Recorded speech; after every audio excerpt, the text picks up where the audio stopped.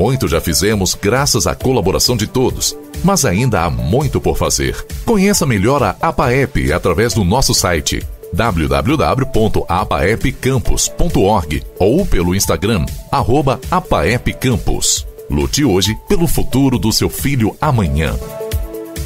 Quando se pensa em exames laboratoriais, logo vem em nossa cabeça Laboratório Plínio Bacelar. Exames de rotina e os mais complexos, como exames de genética e biologia molecular, através do setor de Biomol. O Laboratório Plínio Bacelar acompanha a tendência mundial em exames laboratoriais, com o que há de mais moderno e tecnológico para garantir o melhor resultado, auxiliando a classe médica na prevenção, no diagnóstico e no tratamento dos pacientes. Laboratório Plínio Bacelar. Compromisso com a qualidade desde 1942.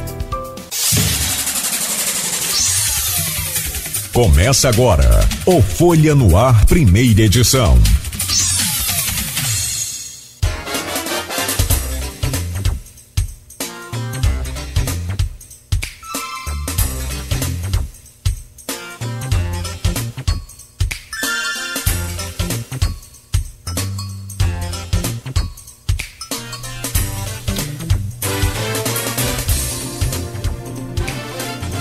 Quarta-feira, 15 de junho de 2022. Começa agora pela Folha FM 98,3. Mais um Folha no Ar ao vivo, pelo Face, pelo YouTube, pelo Instagram e, claro, aqui pela Rádio Folha FM, emissora do grupo Folha da Manhã. Também, daqui a pouco, você poderá acompanhar este programa em podcast e logo mais às 17 horas pode assistir a reprise na Plena TV. São 7 horas e 14 minutos, muito bom dia, sejam todos bem-vindos nesta manhã frienta, né? Muito frio essa noite em Campos, mínima de 13 e a máxima prevista para hoje de 26 graus, deve permanecer assim durante os próximos dias, até pelo menos o sábado, onde a mínima é de 15 e a máxima é de 31. Já no domingo, segundo o Instituto Nacional de Meteorologia, a mínima começa a subir um pouco, chegando a 19. Mas hoje faz frio, nesta manhã, 16 graus, agora aqui na Rua dos Andradas. Hoje no programa com Aloysio Abreu Barbosa, nós vamos conversar com o Renato Batista, professor e pré-candidato a deputado estadual. Ele vem para falar sobre as bandeiras da educação do LGBTQI+. O professor já está conectado conosco. Vamos falar também sobre a aliança entre PSB e PT no Rio de Janeiro e a eleição a governador do estado. Uma projeção ainda, a eleição a presidente da República. Já, Renato, traremos aí o seu bom dia. Vamos só às manchetes aqui do jornal Folha da Manhã, que aliás hoje é o impresso, está nas bancas da cidade e também nas casas de todos os assinantes do jornal. No oferecimento de Proteus Serviços de Saúde e Medicina Ocupacional, qualidade certificada ISO 9001-2015, Laboratórios Plínio Bacelar, 80 anos de tradição, agora com o Plínio Bacelar Vacina e ainda com o patrocínio de Unimed Campos, cuidar de você. Esse é o plano. Na Folha da Manhã de hoje, briga entre alunos do liceu é contida por policial com fuzil. Conselho Tutelar relata que confusões estão se tornando recorrente nas unidades escolares. Ontem viralizou o vídeo com a briga envolvendo os estudantes no pátio do liceu, né, e circulou por todas as redes sociais. Foi realmente uma viralização muito grande. Governador visita Campos para iniciar obras no Parque Saraiva. Investimento de 32 milhões de reais. Fase verde com uso de máscara indicado. Isso em Campos. Casos de Covid em alta. E o uso de máscara indicado aí pelo gabinete que controla o combate à pandemia da Covid-19. Câmara com mais um ato a caminho de judicialização. Impasse continua.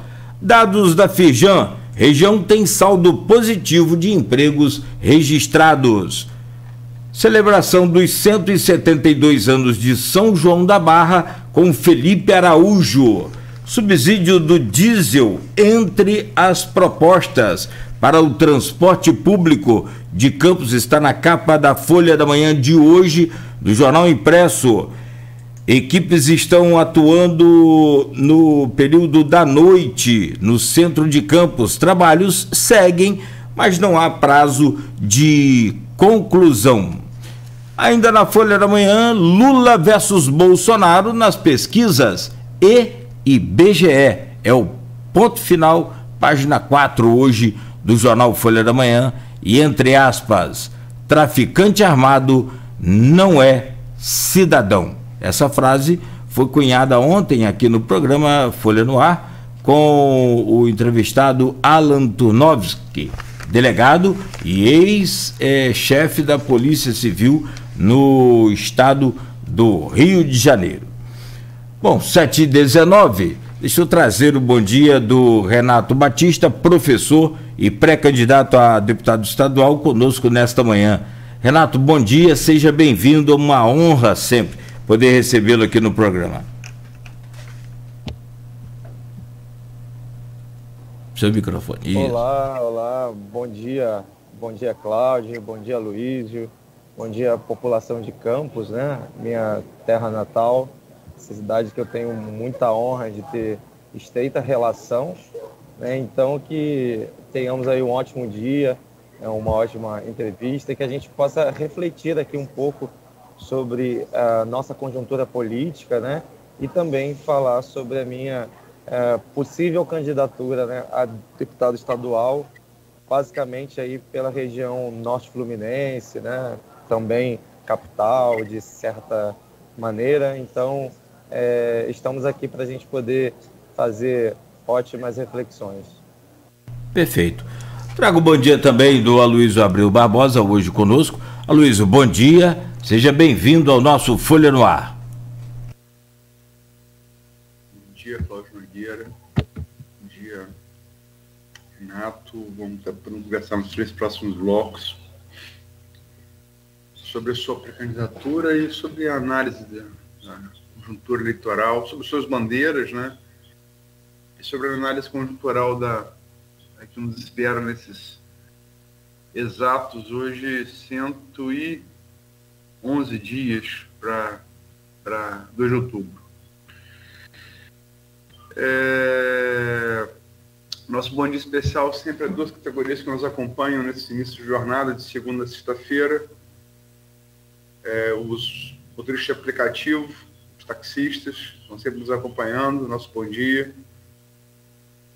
E eu sei que comentário, Cláudio Nogueira, a gente deixa das notícias do dia, a gente deixa para o final. Eu só queria... Foi inevitável agora ouvindo você falar das manchetes da... Eu discuti ontem com o Arnaldo para definir a edição impressa, né? E ouvi você repetindo aí, você falou 2 assuntos. A manchete qual é que você falou? Dos estudantes do Liceu, né? Do Liceu. Que brigaram e tiveram que ser apartados por um policial armado de fuzil, não foi isso? Exato. A outra coisa que você falou foi que a Câmara pode judicializar de novo? De novo. Então, eu estou achando que os estudantes do Liceu, eles olharam, porque de um lado você tem o Liceu, do outro você tem, passa a Praça do Liceu, você tem o antigo Fórum Tal Câmara, né?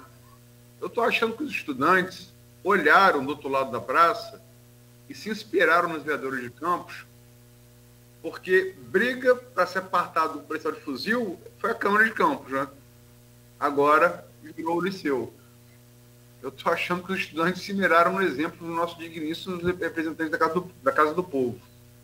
E foi isso que eles fizeram na volta do ano legislativo, agora, após a eleição e a eleição da mesa diretora, né? Foi eleito Marquinhos Bacelar presidente, eleição que foi anulada, gerando muita confusão, inclusive empurra com um policial armado de fuzil para separar. Então, acho que os estudantes se basearam na nossa Câmara de Vereadores, né? Infelizmente. Poderiam ter buscado um exemplo melhor. Posto isso, Renato, você é professor, né? Quando você falou, você é de Campos, mas está há algum tempo em Conceição, né? Mais perto aí da região dos lagos. Embora seja ainda norte, mas é mais perto da região dos lagos. Fala um pouco da sua trajetória de vida. Então, a minha história, né, de vida, ela começa em Guarulhos, né, esse lugar, inclusive em Campos, muito marginalizado, vamos dizer assim, né, historicamente, com relação às políticas públicas e etc. Eu sou filho de um carpinteiro e de uma professora que nunca atuou, né, que no caso é a minha mãe, mas eu fui criado pelos meus avós, né, em Guarulhos, ali perto do HGG, um hospital que eu vi sendo construído, que eu inclusive ia para o antigo terreno e brincava por ali, né, andava a cavalo e etc. Então, a minha vida se construiu, né, nesse antigo distrito chamado Guarulhos. E meu avô é ex-cortador de cana, né, da usina São João, e a minha avó era lavadeira, né? Então ela lavava roupa para diretoras de escolas. Então a gente teve uma vida muito difícil, né, nesse lugar, né? Mas com muito esforço, né, a minha avó criou 9 filhos, eu fui o 10º filho, né, dela. Os meus pais sempre não foram casados, mas com a educação dos meus avós, né? Então eu tive esse alinhamento com relação à educação, ao estudo, né? Então eu sempre estudei em escola pública. Hoje estar aqui falando sobre conjuntura política, né, e sobre educação são coisas que têm relação muito grande com a minha história, porque se não fossem as políticas educacionais dos últimos governos brasileiros, talvez eu não estaria aqui hoje, né, como um professor, servidor público, com 2 matrículas, né, e com uma renda que eu não imaginava lá em 95, 98, quando eu já necessitei ajudar a minha avó em casa, às vezes juntando litros, né, garrafas, né, cobre, alumínio, para a gente poder complementar a renda, né? Então eu fui beneficiário de programas sociais como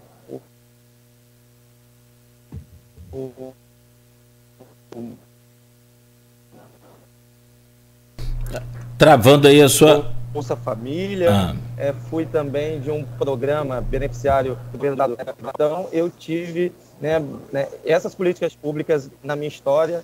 E, claro, a educação pública de qualidade que vem desde a rede estadual. Eu já estudei em escola estadual, depois estudei na fundação ali de apoio à escola técnica, que é a Escola Estadual João Barcelos Martins, que fica ali perto da UENF. Fiz estágio na UENF, estudei no IFE e, por último, estudei e fiz mestrado no Colégio Pedro II, no Rio de Janeiro, que, historicamente, sempre foi um colégio de elite, né? E receber hoje indivíduos que vieram da periferia é um grande avanço com relação à nossa educação pública. Então, basicamente é isso. Hoje, acabo me colocando nisso que a gente chama de classe média brasileira, que está em decadência diante de uma crise muito grande que estamos vivendo, né, econômica, social, política. E, resumidamente, é isso. E sou também... eu tenho 2 filhos, né? A minha filha vai fazer 15 anos agora, em setembro. O menino tem 12 anos. E como você falou sobre a questão LGBT, hoje, no contexto da minha orientação sexual, eu sou gay, né? Então, é uma outra discussão também que a gente quer realizar nessa minha possível candidatura sobre a questão LGBT, a relação disso com a educação e com a sociedade fluminense, né? Porque a gente sabe que o estado do Rio de Janeiro é um estado muito violento, né? Para além da questão do racismo, né? mas a LGBTfobia é algo muito complexo no estado do Rio de Janeiro. Bom, tem aqui o grupo de WhatsApp deste programa, professor Renato, e também do blog Opiniões, que é do Aloísio. E lá, né, as perguntas são colocadas para que você possa responder, e uma delas vem da professora de História, presidente do PSB em Campos, a Roberta Barcelos. Ela diz aqui em sua pergunta: professor Renato, particularmente considero a educação um portal para a juventude. Se você tem acesso amplo a ela, pode te levar a lugares capazes de superar situações de abandono, violência e pobreza extrema. Se você não tem, o portal está fechado e não te leva a lugar nenhum. Como você avalia as políticas públicas educacionais aplicadas no Brasil e, em especial, no Rio de Janeiro, nos últimos anos? O portal está aberto ou fechado para a nossa juventude fluminense? Aí no final ela observa aqui: aproveito o espaço para reiterar a satisfação de ser uma correligionária tua, que é um motivo de orgulho para a luta progressista na região. E o professor saiu. Será que teve problema lá com a conexão dele? Então a gente vai fazer o Aloysio, uma pausa aqui, o intervalo. Ele tem... Voltou, professor. Caiu a bateria, professor? Deu ruim aí? Estamos de volta. Vocês estão me vendo no sentido certo? Então, depois você coloca na horizontal, por favor. Isso, assim, né? Isso. Pronto. Agora vai ter que liberar o giro de imagem. Deixa na vertical, no intervalo você põe na horizontal, por favor. Isso. Okay. Você ouviu a pergunta? Quer que refaça a pergunta? Ouvi sim. Então vamos lá, por favor. Não. Posso responder? Por favor. Beleza. Então, gente, falar sobre juventude no Rio de Janeiro é algo muito desafiador, né? Eu tenho experiência com escola, né? E aí eu estou em contato direto com essa juventude fluminense desde o 6º ano do ensino fundamental até o ensino médio, também no ensino superior, porque sou também, né, estava, na verdade, como tutor à distância do CEDERJ, que é um consórcio de universidades, e também já atuei muito na educação de jovens adultos em escolas públicas, né? E a realidade do jovem hoje, brasileiro, é muito diferente da minha realidade, né, da época que eu tinha 23 anos, 20 anos. Eu fui jovem, vamos dizer assim, ainda me considero jovem, né, com 32 anos.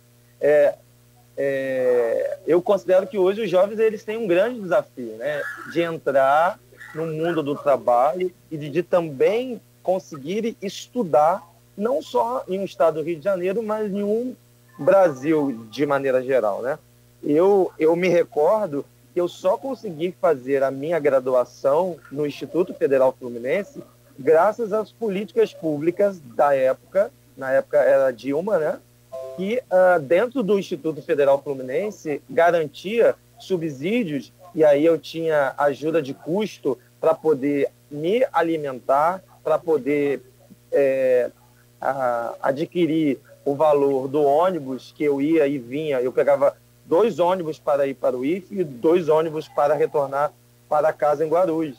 E tinha também, né, outros meios de gerar renda dentro do Instituto Federal Fluminense para que eu conseguisse me dedicar exclusivamente ao curso de geografia que fiz, né? E, inclusive, antes de acabar o curso de graduação, eu já era concursado, inclusive tive que concluir a minha graduação de maneira rápida para eu poder assumir no meu primeiro concurso público em 2013 no município de Conceição, né? Então, essa questão da juventude, a gente não consegue, no estado do Rio de Janeiro, com uma desigualdade extrema, muito grande, né, garantir possibilidades mais justas, né, de ascensão social, né, a esses jovens, inclusive da periferia, que estão à margem de uma sociedade fluminense, que necessita muito olhar para a juventude.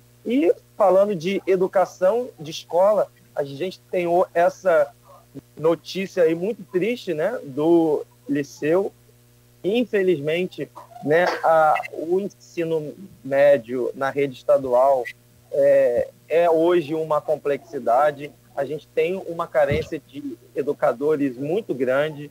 A gente tem a questão da infraestrutura, que é muito ruim na maioria das escolas estaduais, né? A gente tem a necessidade de ter mais profissionais de apoio escolar, né? E por não termos essa infraestrutura, acaba que muitas das vezes a gente não consegue garantir, de fato, uma educação de qualidade dentro das escolas públicas no estado do Rio de Janeiro, né? Só para vocês terem uma noção, eu estava, né, como diretor, agora eu estou afastado do Sindicato Estadual dos Profissionais da Educação, o CEP, do Núcleo de Conceição. A gente tem uma carência hoje de milhares de educadores na rede estadual.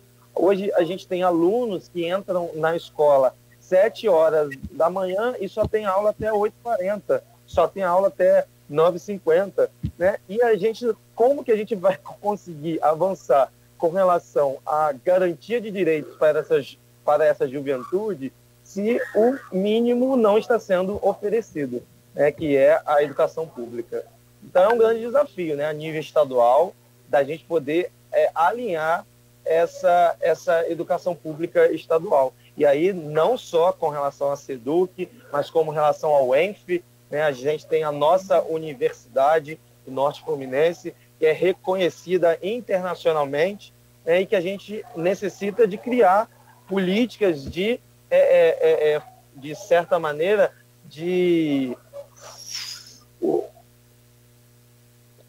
políticas públicas para poder garantir o avanço, né, desta universidade alinhada a outros, ao CEDERJ, por exemplo, né, e a outras instituições estaduais de educação.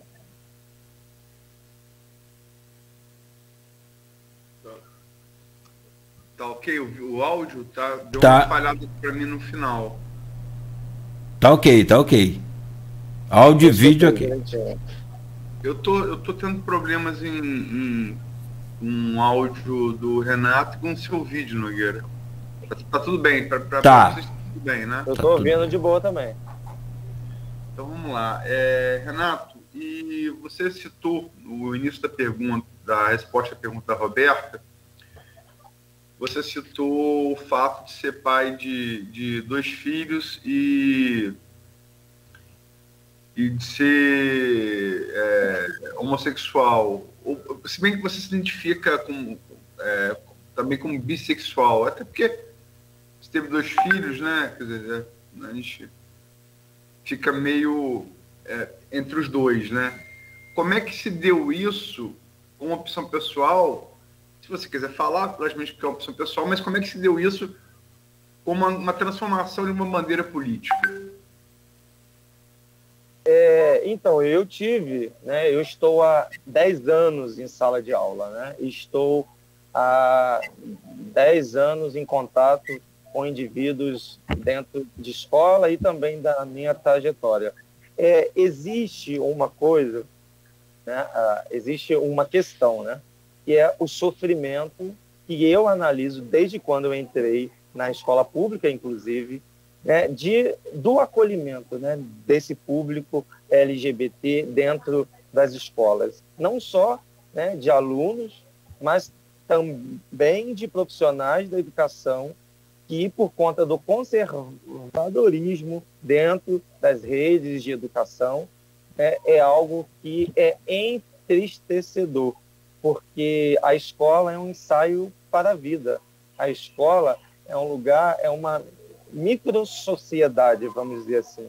E se a gente não consegue garantir dentro de uma escola, né, os direitos, né, e aí a gente, né, acaba falando dos direitos humanos, de humanização, no sentido de tratamento, de acolhimento desse público, desses indivíduos dentro das escolas, o que a gente pode imaginar para além das escolas, né, dos muros da escola.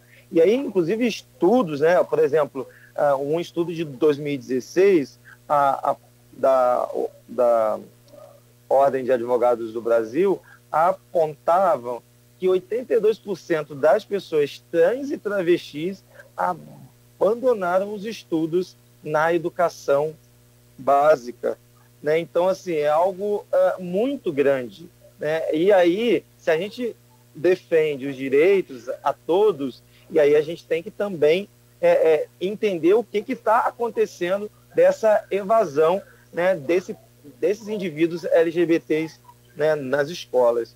Um outro estudo da BGLT, né, em 2017, apontava que 25% dos alunos LGBTs eles foram agredidos nas escolas, 68% agredidos de maneira oral, né? Então, a gente ouve muito nas escolas, por exemplo, a gente falando sobre bullying, né? Bullying é uma coisa ruim, enfim, mas a gente não consegue ainda fazer uma discussão, inclusive orientada, planejada, qualificada, com relação aos indivíduos LGBTs, ao lugar deles dentro da escola. Então, essa inquietação vem dessa minha experiência nesse lugar chamado escola, e é por isso que acabam, né, esses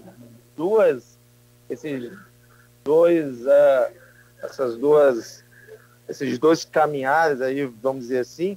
E aí eu não podia ser